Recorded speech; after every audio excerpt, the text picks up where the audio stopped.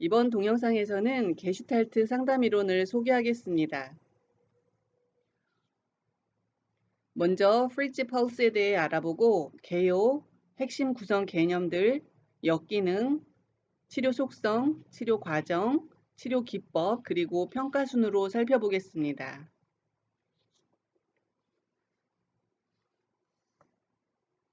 펄스는 1893년 독일 베를린에서 진보적인 유태인 집안의 막내 아들로 태어났습니다. 청소년기에는 학교에서 퇴학을 당했을 정도로 반항적이었고 학업에는 흥미를 보이지 않았다고 합니다. 그러나 청소년기에 꾸준하게 했던 극장일은 나중에 비언어적 행동을 강조하는 게슈탈트 상담 이론의 토대를 형성하는 데 이바지를 했습니다. 펄스는 31세 때 정신분석을 받고 정신분석가가 되기로 합니다. 이 시기에 그는 여러 명의 정신분석가들을 만났는데 그 중에는 게슈탈트 상담 이론의 뼈대를 형성하는 데 주요한 기여를 했던 정신분석가도 있었고 반대로 회기 중에 거의 아무것도 하지 않고 있다가 끝날 시간이 되었음을 알리기 위해 발 뒤꿈치로 바닥을 긁었던 그런 정신분석가도 있었다고 펄스는 회상했습니다. 그는 33살 때 프랑크푸르트에서 정신분석 훈련을 받았고 35살 때 베를린에서 개업을 합니다. 40살에 히틀러가 독일 총독으로 임명되자 펄스는 남아프리카에 정신분석협회를 설립해서 지속적으로 정신분석가로 일을 합니다. 그러나 유럽 외 지역에서의 정신분석은 유효하지 않다는 판결 때문에 52살의 펄스는 미국으로 건너가 뉴욕에서 게슈탈트 학원을 설립합니다. 펄스가 게슈탈트 상담 이론을 만드는 데 영향을 미친 인물이나 철학들이 있는데요. 그중 리흐라는 인물은 펄스가 31살 때부터 2년 동안 정신분석을 받았던 정신분석가였는데 감정과 같은 정신 에너지는 몸속에 저장되어 있기 때문에 몸 치료가 중요하다고 강조를 함으로써 펄스가 게슈탈트 상담 이론의 씨앗을 품게 한 사람이었습니다.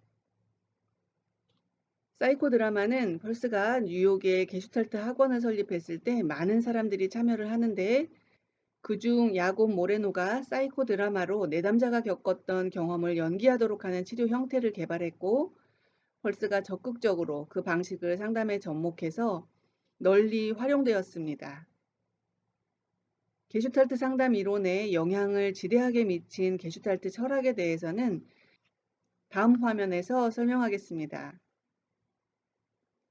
펄스의 게슈탈트 상담 이론은 미국의 1960년대 사회의 부산물이라고도 불리는데요. 1960년대 미국의 지나치게 장난스럽고 성적으로 난잡하고 반항적인 사회 풍조가 펄스의 상담 장면이나 워크샵에 반영되어 있기 때문입니다. 내담자를 강하게 직면시키고 무대 위에서 매우 이색적으로 워크샵을 했던 펄스에 대해서는 아직도 논쟁이 끊이지 않고 있습니다. 이 영상에서는 펄스 이후에 제2, 제3세대 게슈탈트 이론가들에 의해 더 다듬어지고 진화된 이론을 소개하겠습니다. 게슈탈트 철학은 펄스가 33살 때부터 2년 동안 정신분석 훈련을 받았던 프랑크푸르트에서 처음 접해본 철학으로 펄스의 상담 이론에 아주 큰 영향을 미치게 되었습니다. 게슈탈트란 전체, 완성, 정형화된 패턴을 의미합니다.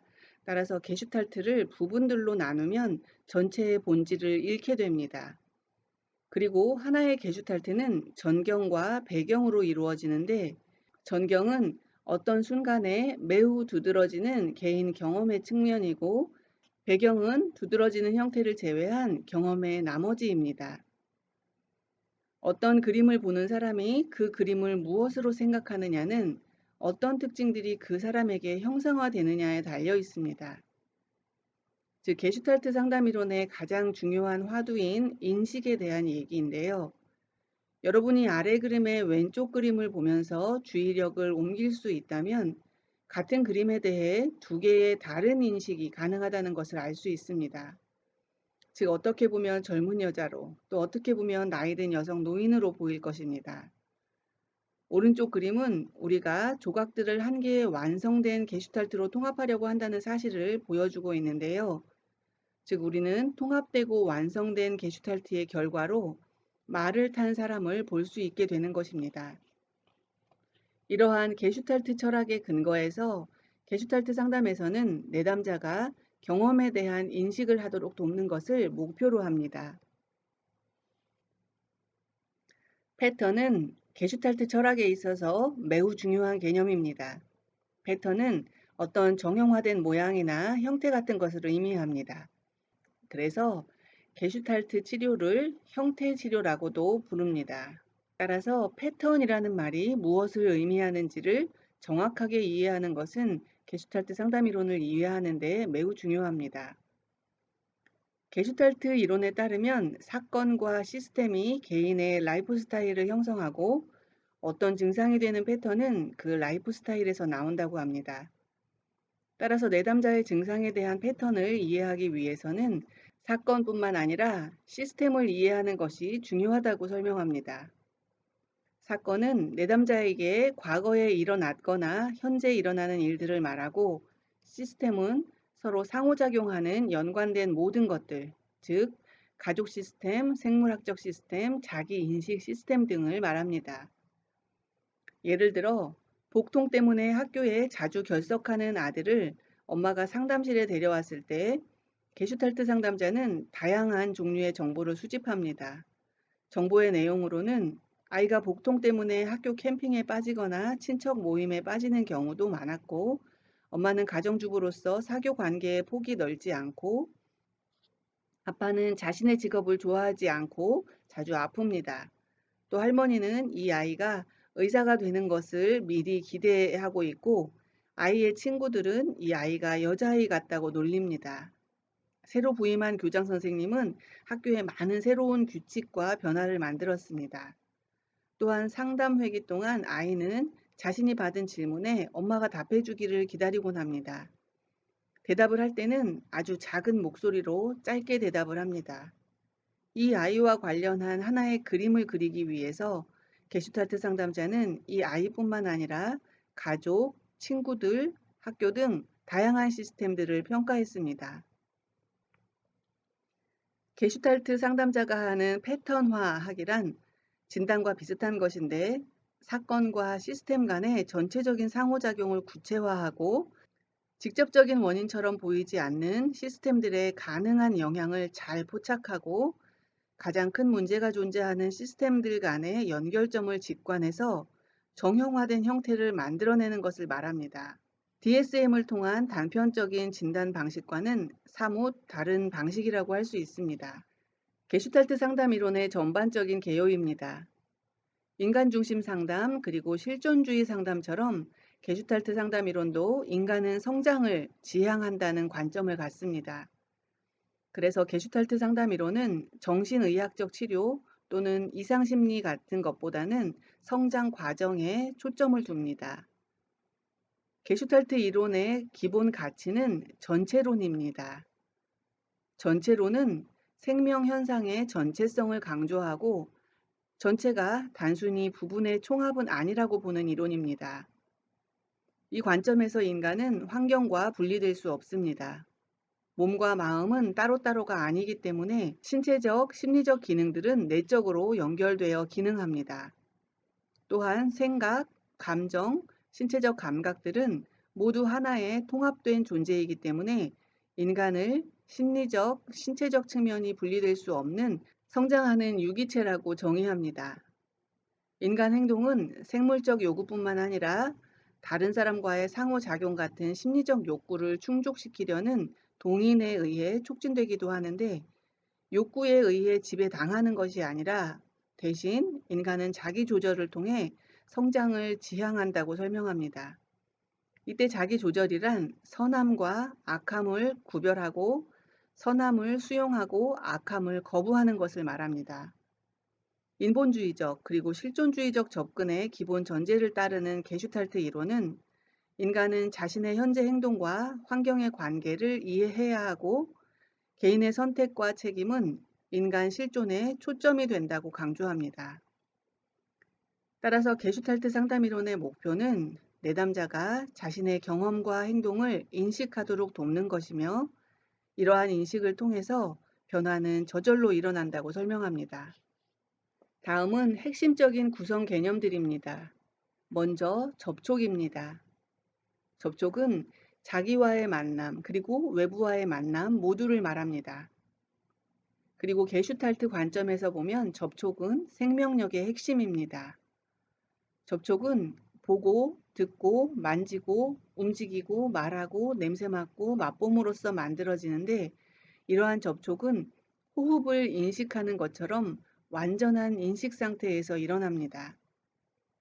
효과적인 접촉은 개성을 상실하지 않으면서 자연이나 타인과 상호작용하는 것을 말하고, 건강한 접촉은 개성을 상실하지 않고 새로운 것을 받아들여 동화하고 성장하는 것을 말합니다.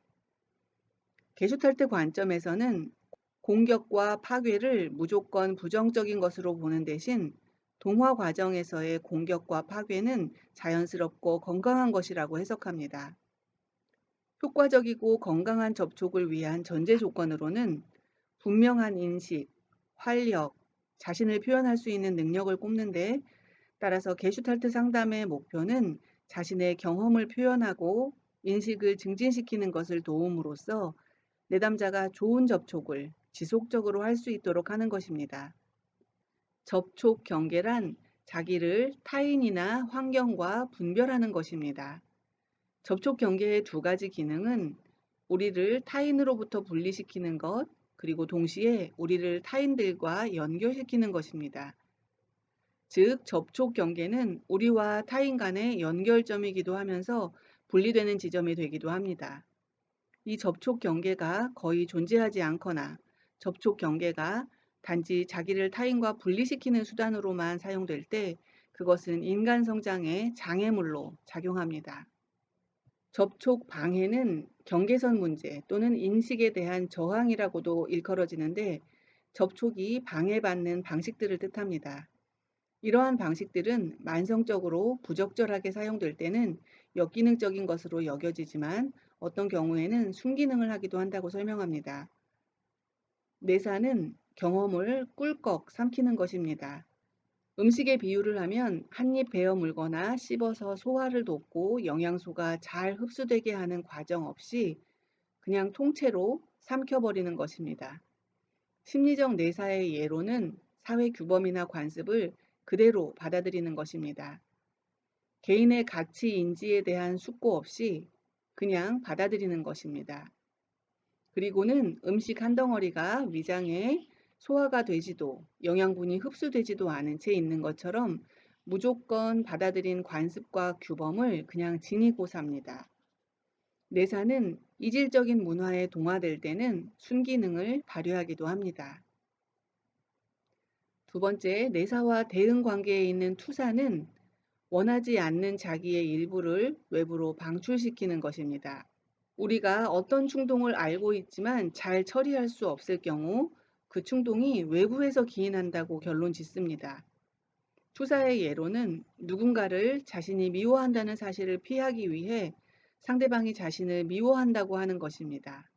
사실 투사는 내사에 기반한다고도 볼 수 있는데, 왜냐하면 뭐뭐 해서는 안 된다는 관습과 규범이 투사를 촉진시킬 수 있기 때문입니다. 순기능적인 투사로는 공감을 들 수 있습니다. 왜냐하면 공감은 내 경험을 가이드 삼아서 상대방도 그럴 것이라고 다른 사람의 경험에 동질감을 갖는 것이기 때문입니다. 융합은 환경과 자기를 분리시킬 수 없어서 자기를 완전히 잃어버리는 것을 말합니다.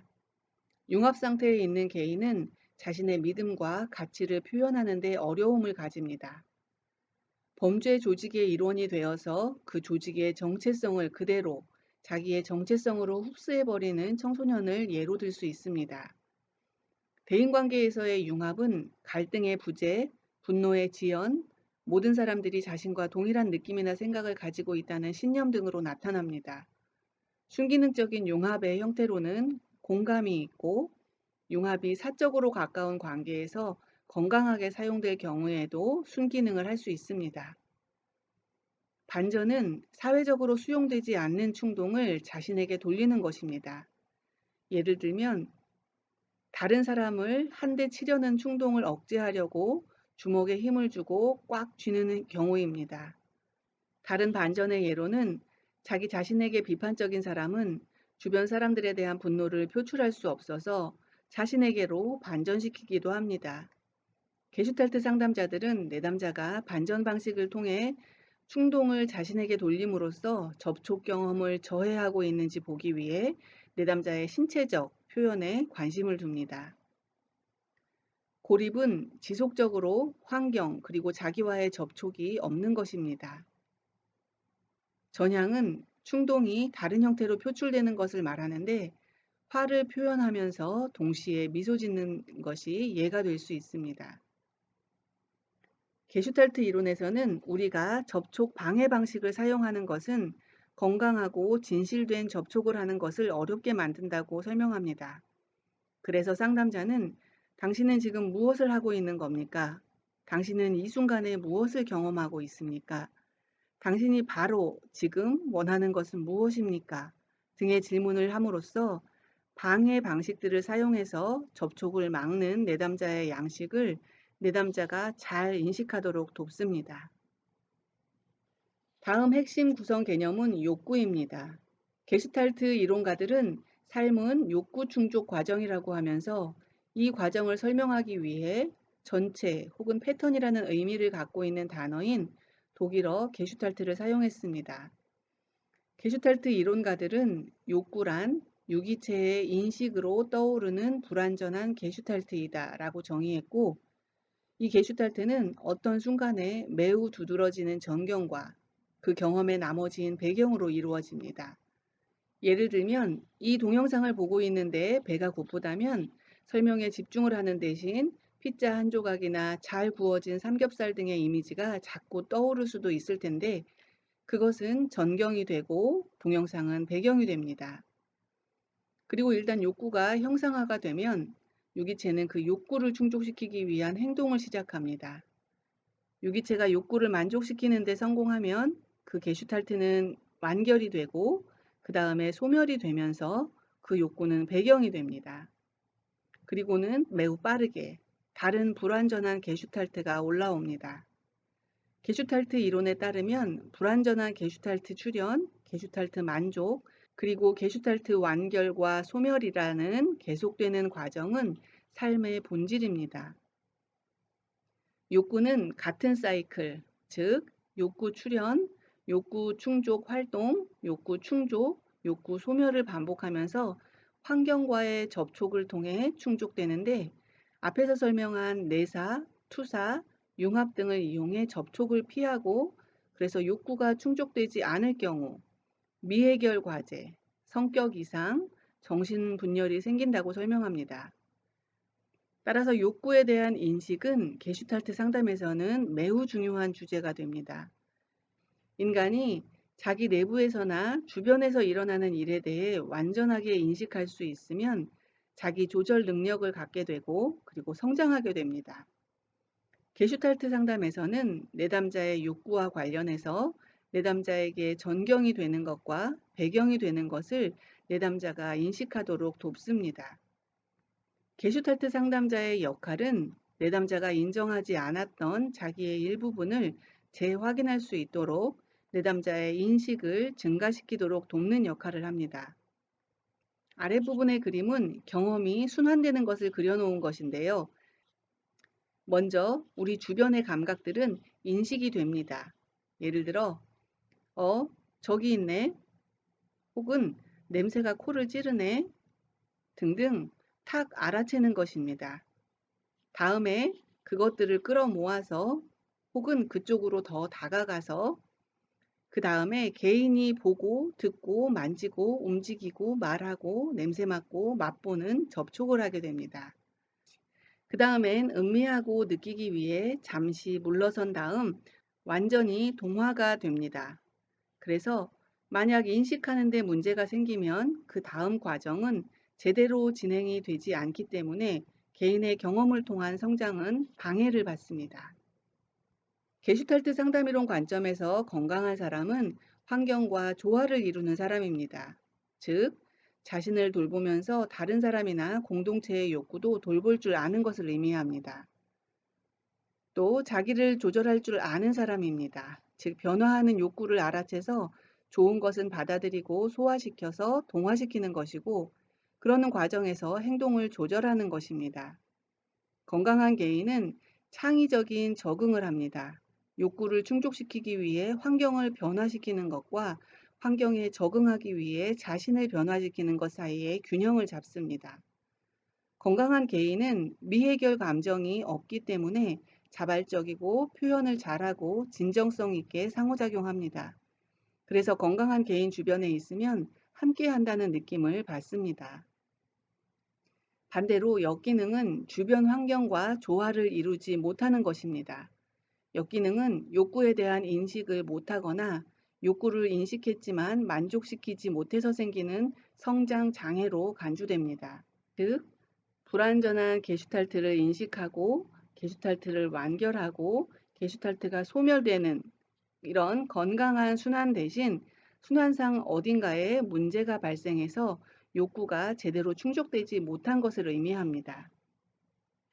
미해결 감정은 게슈탈트가 생성되고 소멸되는 지속적인 과정이 실패했을 때 나타나는 결과입니다.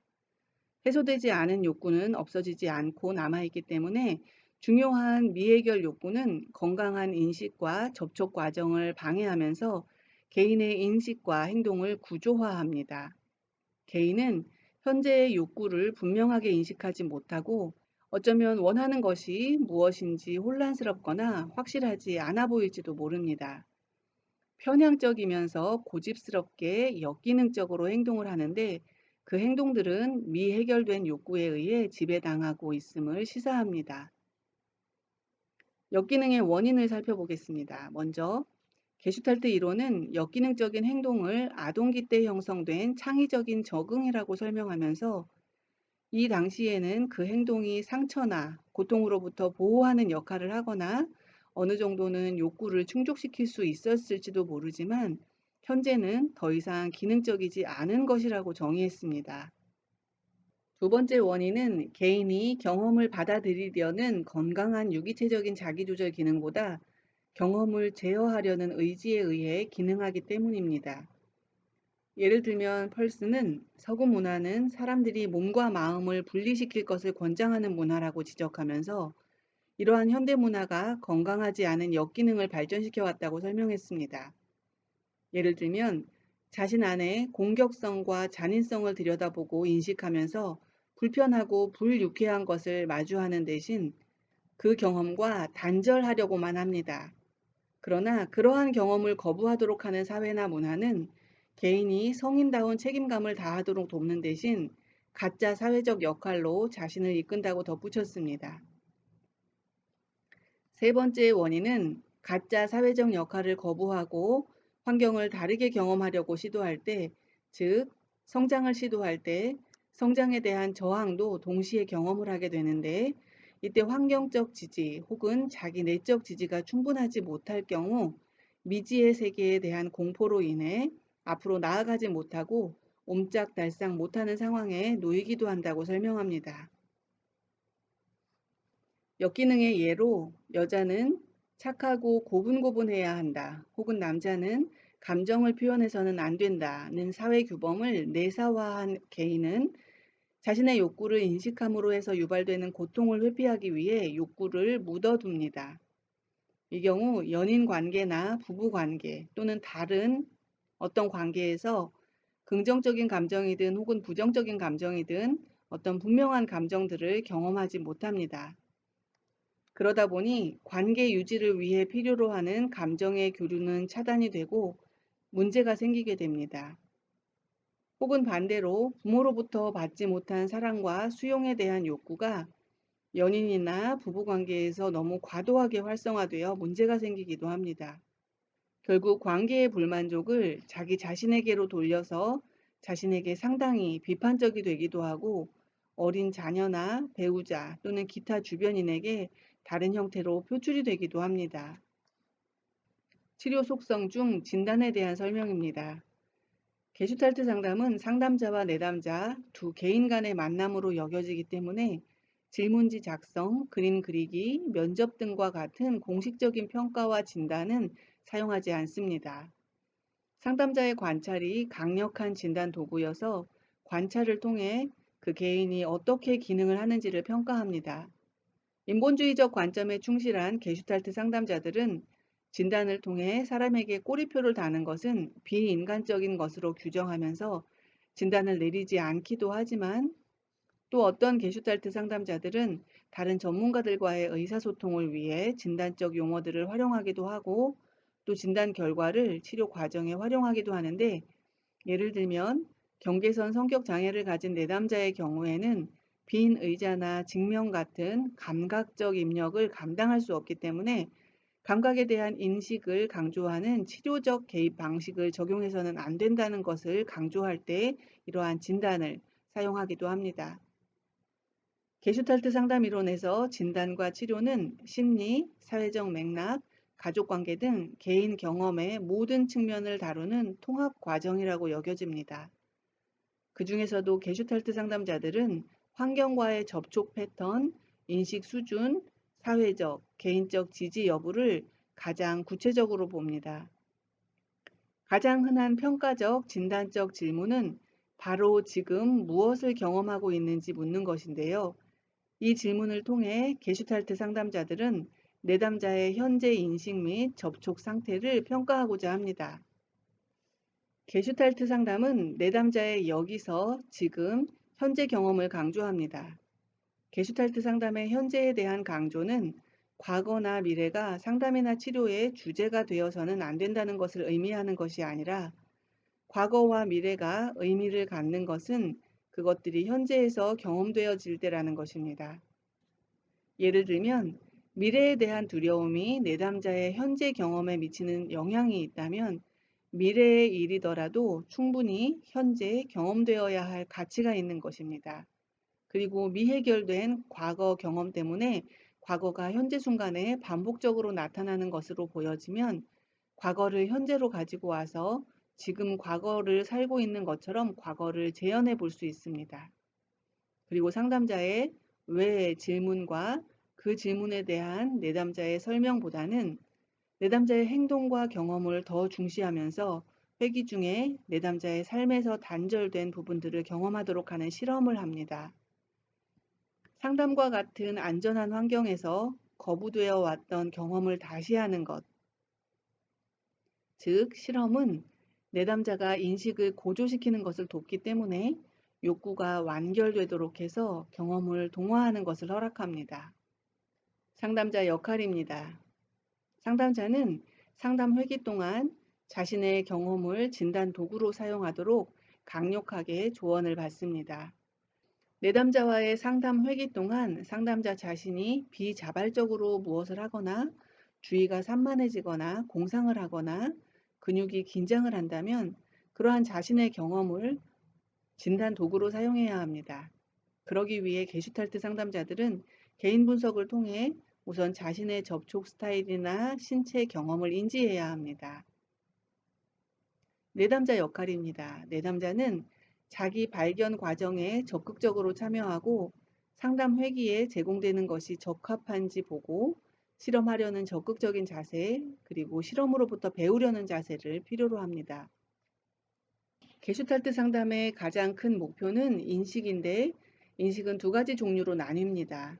특정 부분과 관련한 인식과 인식 과정에 대한 인식인데, 물론 특정 사건이나 부분과 관련한 인식도 중요하지만 인식이라는 일에 대한 인식, 즉 인식 과정에 대한 인식이 있어야 그것을 다른 상황에 적용할 수 있기 때문에 게슈탈트 상담에서는 인식 과정에 대한 인식에 더 큰 관심을 둡니다. 내담자의 인식을 촉진시키기 위해 상담자는 내담자를 지지해서 내담자가 자기 자신과 환경을 자유롭게 경험할 수 있도록 도와야 합니다. 다른 또 하나의 목표는 자기 지지를 증진시키는 것인데, 개인은 자신이 주변 환경과의 접촉이나 자기 자신의 속성을 피하는 방식을 깨닫고 인식하게 되면 이제는 자신을 위한 선택을 할 수 있게 됩니다. 게슈탈트 상담에서는 내담자가 자기 지지를 통해 스스로 만들어가는 자유의 삶, 선택의 삶을 살도록 돕습니다.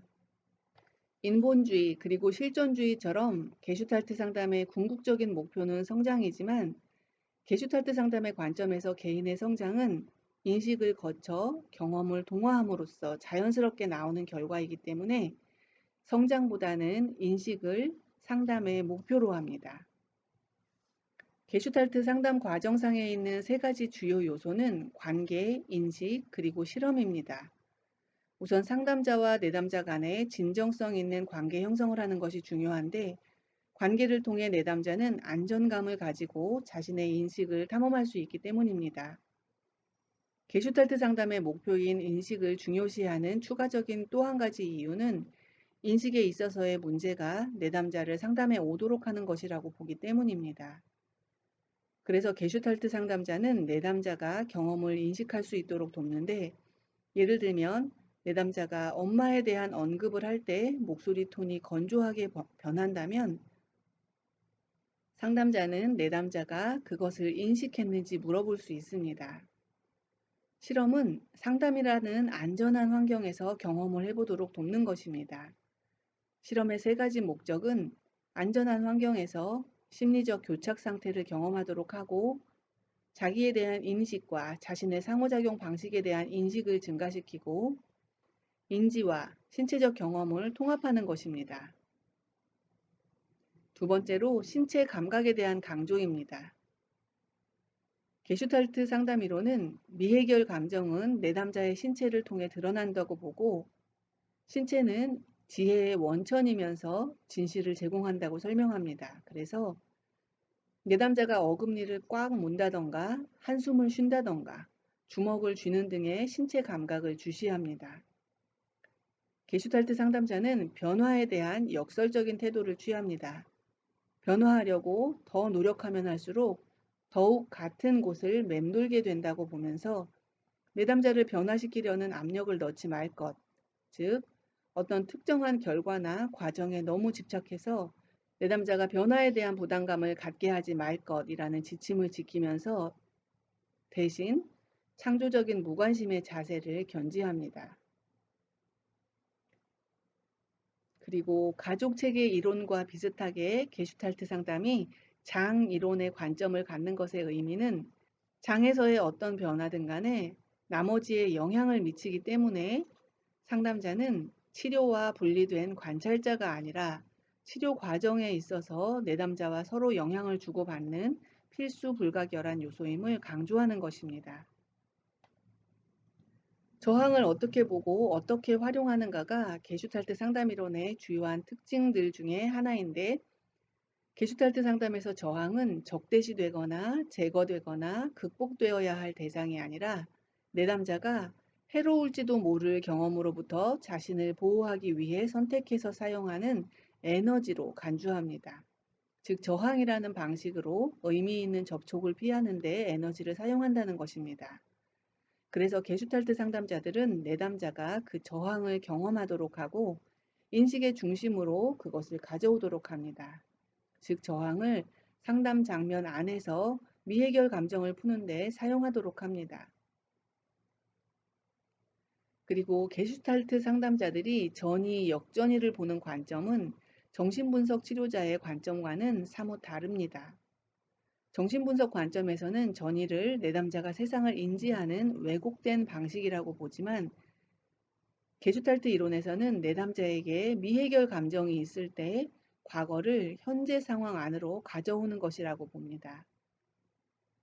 역전이와 관련해서 게슈탈트 상담이론은 정신분석에서처럼 역전이 자체를 금기시하기보다는 게슈탈트 상담자는 자신의 역전이가 더해져서 만들어진 상황을 장이론 관점에서 살펴보아야 하고, 자신의 잘못을 받아들이고 자신이 변화되는 것에 열려 있어야 한다고 강조합니다. 상담자의 역전이는 두 가지로 나뉘는데, 사전 행동적 역전이는 상담자의 미해결 감정이 내담자와의 치료 관계에서 활성화되는 것입니다. 백인 상담자의 타 인종에 대한 미해결 감정이 아시안 내담자를 상담하면서 활성화되는 것이 예가 될 수 있겠는데요. 이것이 바로 상담자가 끊임없이 정기적으로 일정 시간을 할애해서 개인 분석이나 개인 상담을 받아야 하는 이유입니다. 반응적 역전이는 내담자의 전이 행동에 상담자가 반응하는 것입니다. 상담자는 반응적 역전이를 내담자에게 언급하면서 지금 여기에서 상담자와 내담자의 상호작용 분석을 위한 데이터로 사용할 수 있습니다. 치료 기법과 관련해서 게슈탈트 상담자들은 내담자의 인식을 증진시킬 수만 있다면 다방면에 걸쳐서 어느 기법이든 사용합니다. 그래서 게슈탈트 치료 기법은 많은 형태를 띤 실험으로 이해되기도 합니다. 상담자의 자기 노출은 자신의 인식을 진정성 있게 내담자에게 전달하는 것입니다. 상담자는 특정 내담자와의 회기 동안 지루하거나 혼란스럽거나 겁이 나고 압도되는 느낌을 갖거나 화가 날 수도 있는데 이러한 상담자의 반응들은 내담자와 상담자에 대한 정보로 사용돼서 회기 중에 논의될 수 있기 때문에 상담자는 자신의 경험을 내담자에게 전달합니다. 예를 들면 어떤 상담자는 내담자에 대해서 두 가지 이미지가 계속 겹치는데 하나는 초등학생의 이미지이고 다른 하나는 전문직 종사자의 이미지라고 말합니다. 내담자는 자신이 지금 어린아이 같이 느껴지는 것이 사실이라고 토로하고 상담자는 마치 자신이 내담자를 돌보아야 할 것 같은 느낌이 든다는 것을 전달할 수도 있습니다. 두 번째 치료 기법인 대화는 다양한 형태로 다양한 주제에 대해 사용될 수 있는데 내담자 성격의 두 가지 상충되는 부분들끼리 또는 분리되어 있는 자아끼리 혹은 상담실에는 없는 누군가와 내담자가 대화를 하도록 상황을 설정하는 것입니다.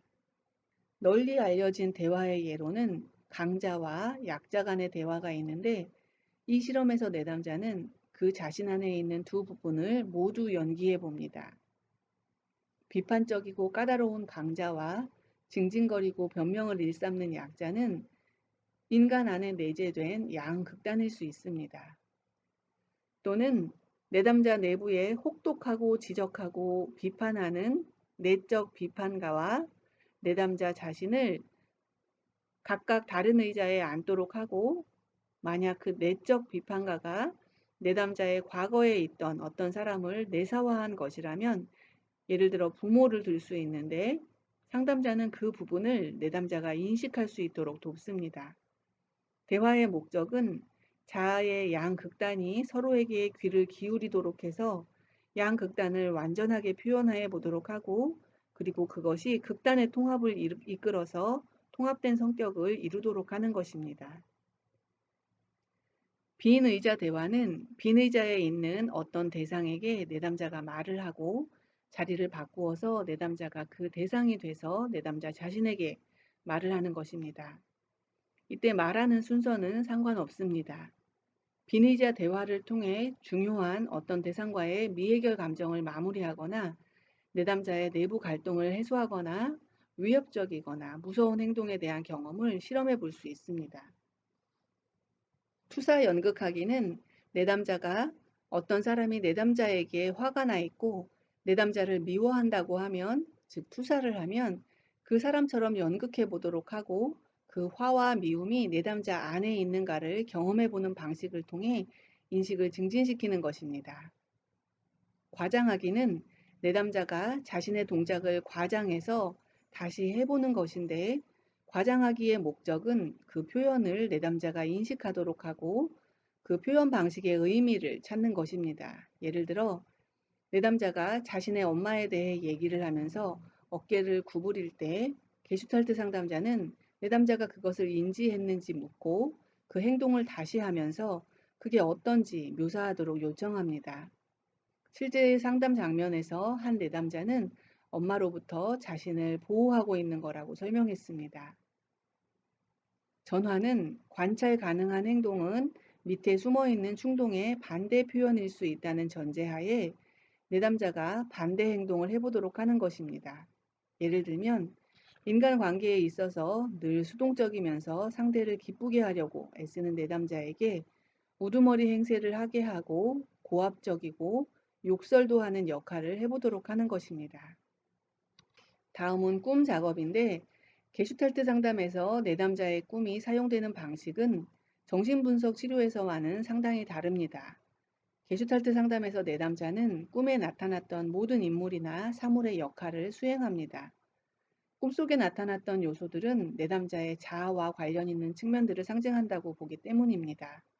특히나 내담자가 단절시켜온 측면이나 내담자의 인생의 중요한 인물 등을 상징한다고 봅니다. 그래서 꿈 작업은 내담자가 자기 안의 극단성을 통합할 수 있도록 돕습니다. 다음은 양극단 다루기인데 내담자가 보이는 양극단의 각각을 연기해 보는 것입니다. 양극단의 예로는 엉망과 정돈, 강함과 약함, 사랑과 증오, 의존과 책임 등이 있습니다. 예를 들면 어떤 내담자는 전문직 종사자로서는 강하고 거칠지만 사적인 관계에 있어서는 약하고 의존적인 사람처럼 보일 수 있습니다. 그럼 상담자는 내담자가 이 양극단을 서로 다른 상황에서 연기해 보도록 해서 이러한 극단적인 분열에 대한 인식을 증가시키도록 돕습니다. 신체 작업은 내담자가 호흡, 목소리 톤, 제스처 등 자신의 신체적 감각들을 더 인식하도록 돕습니다. 왜냐하면 내담자가 경험하는 신체적 감각들은 인식에서는 차단된 경험에 대한 단서일 수 있기 때문입니다. 따라서 상담자는 내담자가 신체 감각들을 자세히 들여다보도록 요청하기도 합니다. 예를 들면 내담자가 남편에 대해 말할 때 주먹을 꽉 쥔다면 상담자는 내담자의 이 신체 감각이 어떤 것인지 묻고 심지어 주먹 역할을 해보도록 요청할 수 있습니다.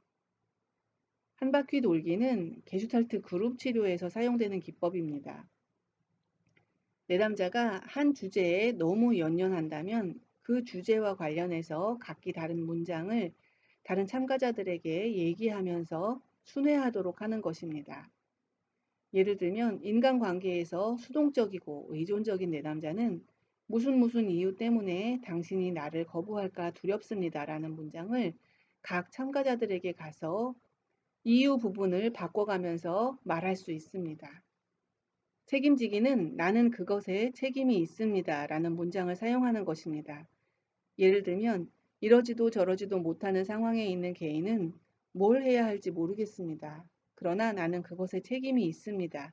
라고 말할 수 있고 혹은 내가 느끼는 것을 표현하는 것이 어렵습니다. 그러나 나는 그것에 책임이 있습니다. 라고 말하는 것입니다. 통찰 대신 인식에 초점을 두는 게슈탈트 상담은 통찰을 얻는 데 많은 시간을 사용하는 대신 지금 여기서 경험을 통한 인식을 증진시키는 것을 목표로 하기 때문에 상담의 가시적인 효과를 비교적 단기간에 원하는 내담자에게 적합한 이론으로 평가받습니다. 개인의 인식과 심리적 힘을 증진시키는 것을 강조하기 때문에 사회적 약자의 심리적 지지감과 힘을 증대시킬 수 있는 이론으로 평가받습니다. 게슈탈트 이론은 내담자를 환경 안에 있는 사람으로 이해합니다.